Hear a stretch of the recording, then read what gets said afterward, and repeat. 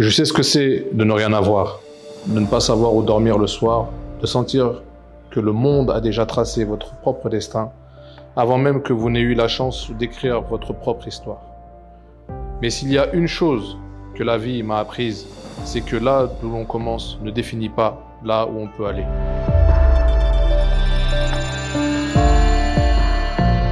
Je suis né en Éthiopie, dans un orphelinat. Très jeune, j'ai eu la chance d'être adopté et d'atterrir en France. Mais même avec cette opportunité, la vie n'a pas été facile. J'ai grandi en foyer et parfois je n'avais même pas d'endroit où dormir. Je sais ce que ça fait de ne pas avoir de toit, de ne pas savoir où sera mon prochain repas. Cela forge une certaine force, une envie de s'en sortir, mais surtout un besoin profond de changer les choses. C'est là que l'entrepreneuriat a pris tout son sens pour moi. Ce n'était pas juste une manière de faire des affaires, c'était une manière de reprendre le contrôle de ma vie, de construire quelque chose qui a du sens.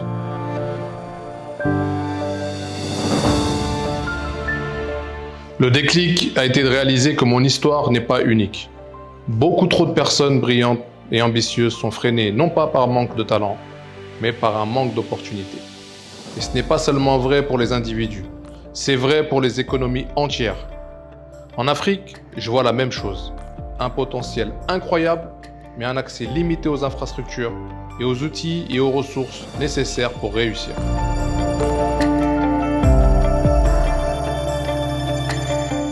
Exactement.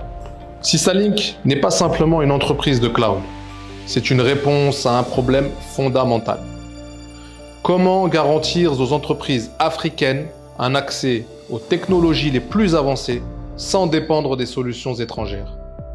Ce que nous faisons, c'est de créer un accès. Un accès à une infrastructure cloud pensée pour l'Afrique pour permettre aux entreprises d'innover, de se développer et de reprendre le contrôle de leurs données.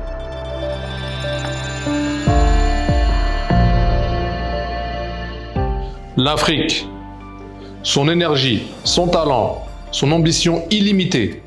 Nous sommes à un moment clé de notre histoire où nous pouvons façonner l'avenir, pas juste le suivre, mais cela passe par des outils adaptés, par des infrastructures solides. C'est ce qui me motive chaque jour. Garantir cet accès pour que la prochaine génération n'ait plus à se battre contre les mêmes obstacles.